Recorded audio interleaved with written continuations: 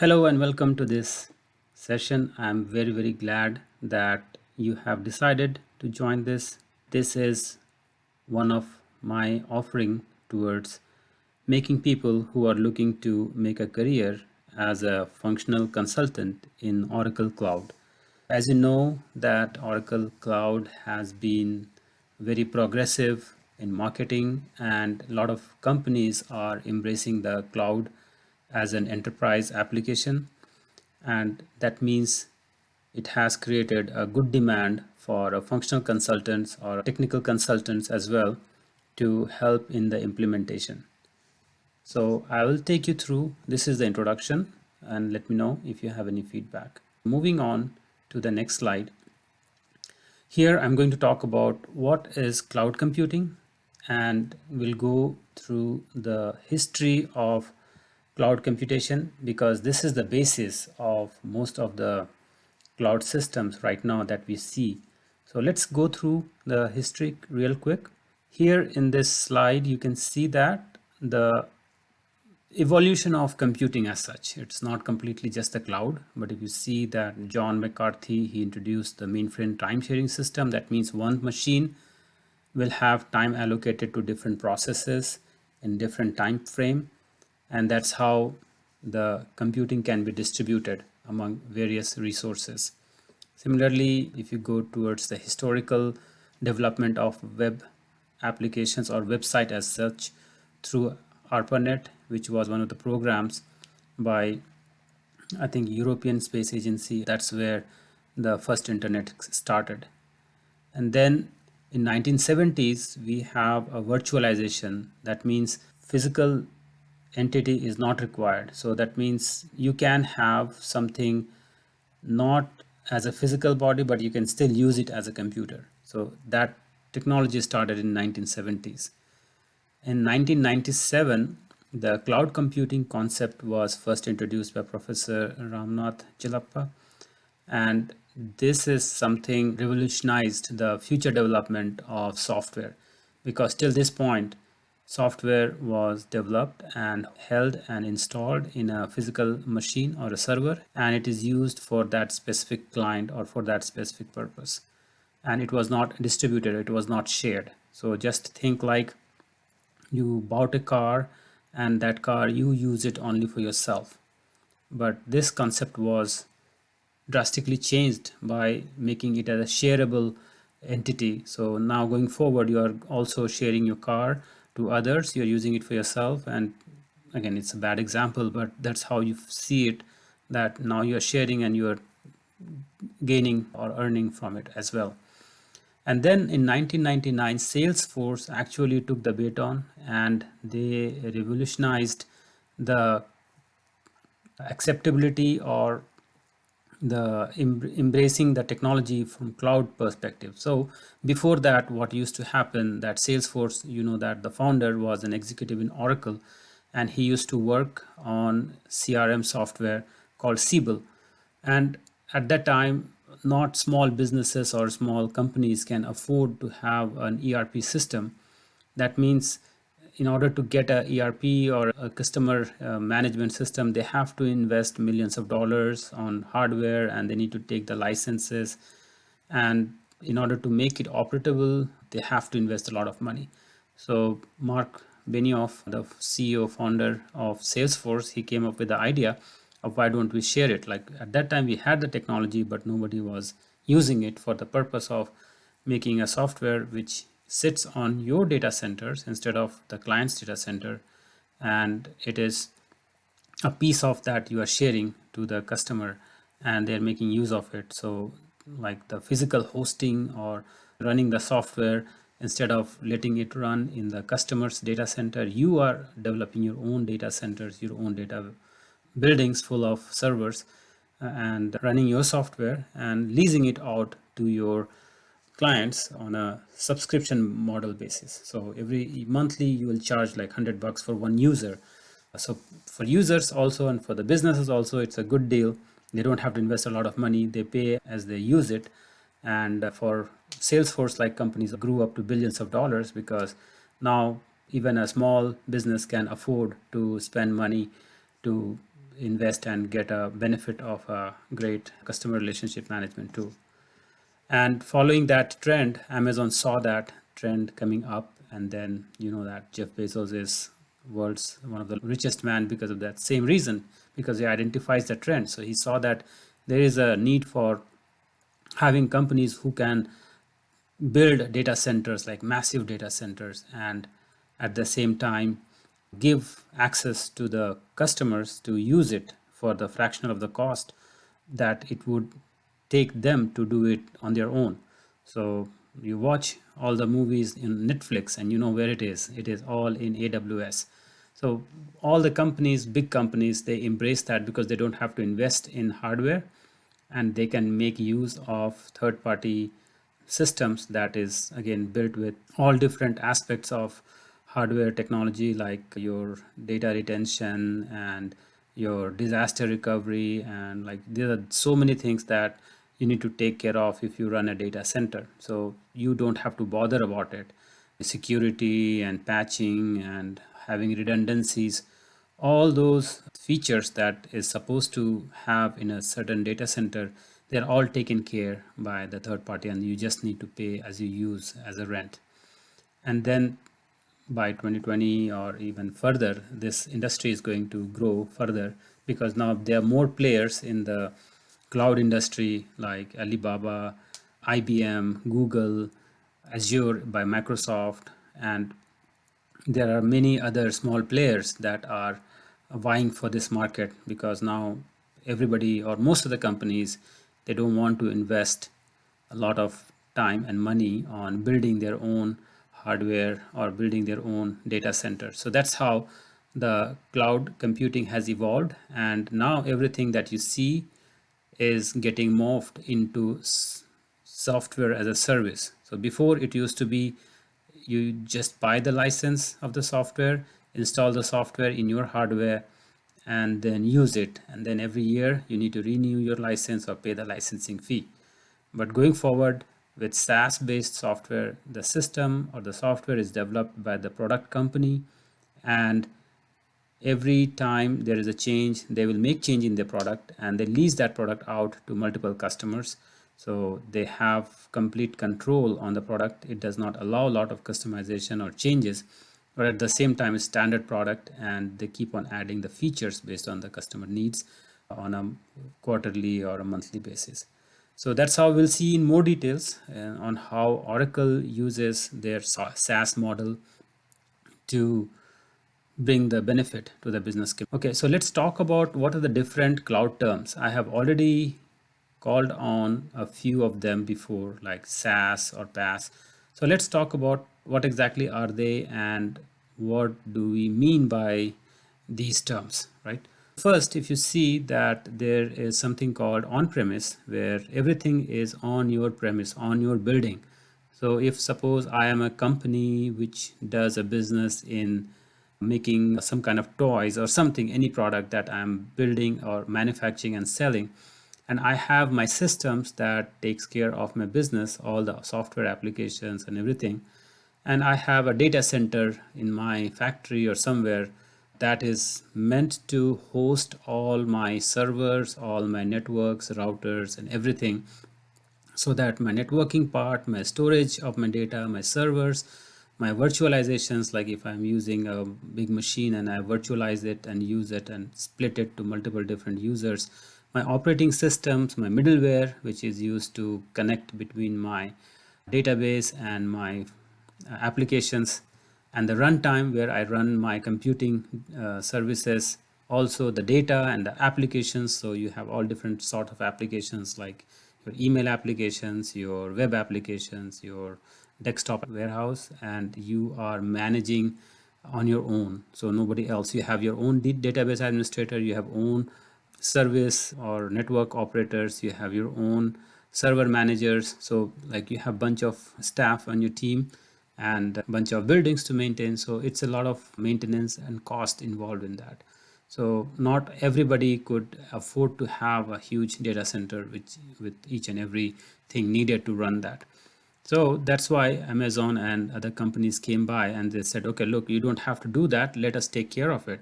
So they started with this offering, which is called infrastructure as a service. That means I am giving you all the component to run your infrastructure. So you don't have to have your building. I'll give you my building. I'll give you my servers. I'll give you my operating systems. I will give you my servers and storage and networking related, whatever goes into it. So everything I will take care, I will manage. So you bring your middleware, your runtime, your data, and your application. So client is basically managing this. So just take an example of Netflix. So Netflix manages their own application. So they build their software, they build their movies, and they store it. They manage their customer data and everything on their own. They don't use any proprietary tool from anybody else. They might be using it, but just an example that they have the control of their data, they have the control of their runtime. They want to make sure which locations they want to, like if you want to release a certain movie or certain program on certain geography, then you have your own control on which location you want to run it from, so that it is going to be accessible and fast speed for that geography. Similarly, you have a control on your middleware, which is basically a conduit between your actual database and your different applications. So you want to have that kind of control. So this is how infrastructure as a service means, where you have got infrastructure from a third-party provider, in this case AWS or Amazon Web Services, and the rest of the thing you manage on your own. Similarly, we have a platform as a service where these two part is still taken by the vendor, where the runtime and middleware portion is also covered in the in the in the rent of whatever you are getting from your vendor. You just need to worry about building your applications and getting your data. And then finally, the software as a service, where everything is now getting into it. So software as a service is something that you use on a daily basis, every day. Like you use Gmail, that is software as a service. You use any, like even whatever services you are using as a tool, it's almost everything that we use from a web-based applications, they're all software as a service. So that means you don't have control over it. You cannot change anything. You may have a little bit of personalization where you can change the look and feel, but you cannot change the basic structure of that application. So everything is managed and controlled by the vendor. You just are using for a small fee, or sometimes it's free also, where there are freemium versions of software as a service where you use it for trial period, or you use it for very limited features and benefits if you use the free versions, but still that is called as a software as a service. So that's how we differentiate between infrastructure as a service, platform as a service, software as a service. There are multiple other concepts also once you get more detailed into it, but the intent of this lecture is not to talk about this thing explicitly. You can Google and find out more details on different concepts that we have, like code as a service and deployment as a service, and there are so many things you can find out. All right, moving on to the next slide, and it talks about the cloud service pyramid. So again, we covered already what does these terms means: IaaS, PaaS, and SaaS. And you see that majority of the hardware infrastructure as a service is taken over, where most of the companies use that third party data or third party infrastructure to deploy their applications and run their applications, so that they are not dependent on the software, but they're only dependent on the hardware from the providers, and they don't have to worry about building their own data centers. Similarly, we have a platform as a service where you do use the infrastructure, and top of that you use their operating systems and their middleware platform. You only need your own development engine, or your own software to put it together. So just take an example of like if company is going to build a customized application on top of the enterprise application, where there is a need to build their own custom application because the system or the standard application does not serve their business needs. So in that case, they can build their software and deploy it into their hardware to make use of it. So that way it can be considered as a platform as a service. And lastly, as we already covered, software as a service, you can see the example. All the Google apps that we use, they are software as a service. Dropbox, Salesforce, everything that we need to pay as a rent or as a monthly subscription to use it, that's all software as a service. Now let's quickly call out what are exactly the architecture of the Fusion applications. What is Fusion application and what are the different offerings that Oracle provides in Fusion applications? So Fusion is a combination of years of development into the enterprise systems, where you have developed tools and set of tools to run your separate functions in the business, and over a period of time you gained more experience and more knowledge and combined the benefits of different packages and products into one. So that's why it's called Fusion. That means it's fused together, like Siebel and JD Edwards and Oracle EPS and other best practices or best used tools that were initially either acquired by Oracle or used by Oracle and developed by Oracle. So Oracle Fusion application product families, if you see that there are different chunks where customer relationship management or CX is one of the modules, and it's kind of put into modules, and within these modules we have different sub modules, just like governance, risk and compliance, Fusion Financials, which covers your account payables, account receivables, fixed assets, and there are other sub modules, general ledger, and also the Oracle Fusion HCM, human capital management, and again it has various sub modules. You can check it out. Our scope is on the Fusion supply chain management, and we will also cover the Fusion procurement. So we will talk about those on more details in the later chapters. And then we have some other things called Fusion projects and setups. Setups is mostly used to help the analysts to perform a quick setup of the system when they are provided. So it's one of the smaller modules, but I don't think people are using it that frequently.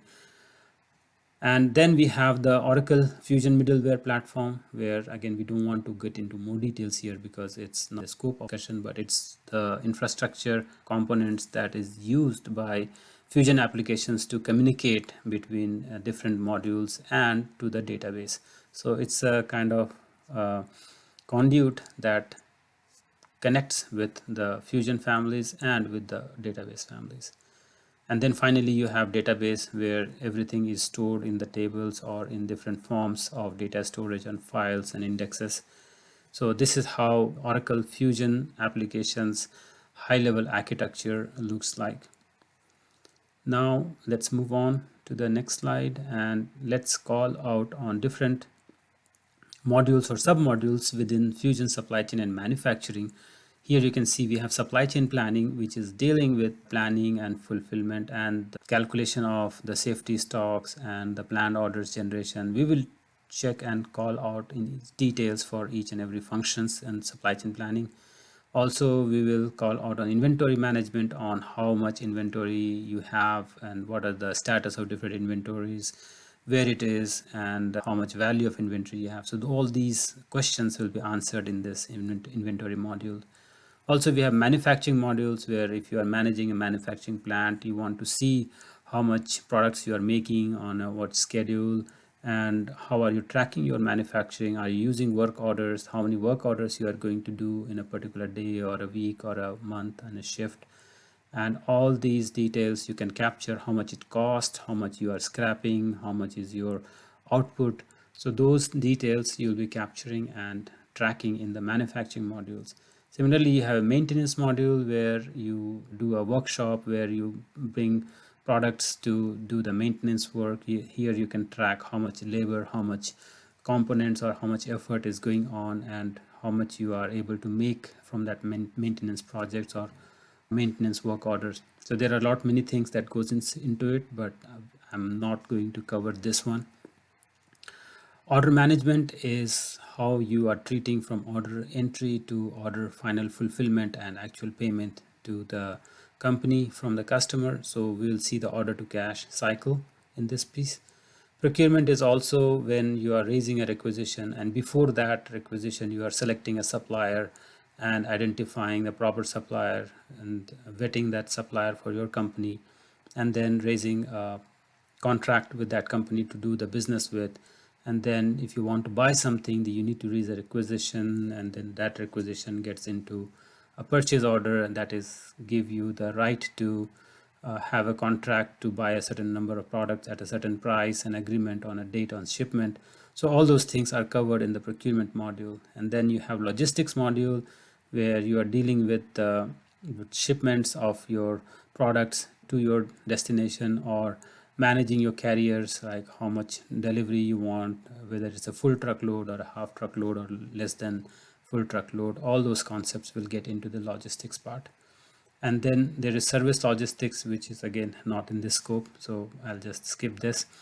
And now you have product lifecycle management, where you are dealing with the life cycle of the product. So when the product is initiated in the market, and like you go into the research and development, and finally you get through the product development process, and then you launch it, and then slowly the product gets into the market, matures it, and gets towards the end of life.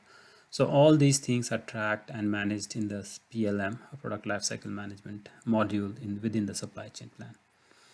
Also, you have intelligent track and trace, where again this is something where you have an ability to see where your product is in the supply chain and where it came from. So by looking into the final product, you'll be able to tell where it was made, when it was made, and where it was stored for how long. And all these details you can see if you implement this track and trace capability.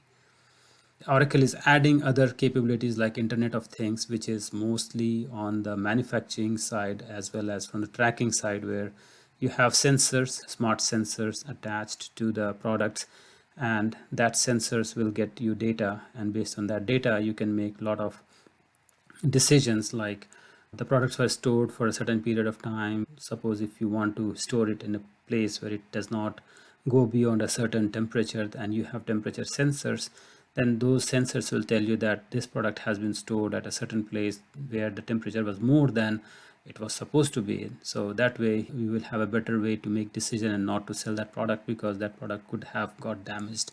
So that way, Internet of Things, again, this is just a simple example, but there are thousands and different multitude of cases where Internet of Things or IoT can be used to gather the data to the main Oracle application and make a lot of decisions based on that.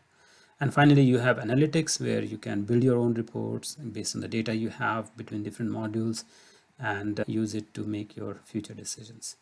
So this is the current introduction to it, and we will start considering the other details in the coming chapters. And we'll start with the basic navigations, and we will also talk about the setup and the actual access that is required in Oracle Cloud applications to start putting your configuration together. And then we'll cover the structure of an organization and different entities that is related to physical organization into digital organization. So we'll talk about those details in the subsequent chapters. Thank you for watching. Thank you for listening. Have a great rest of your day.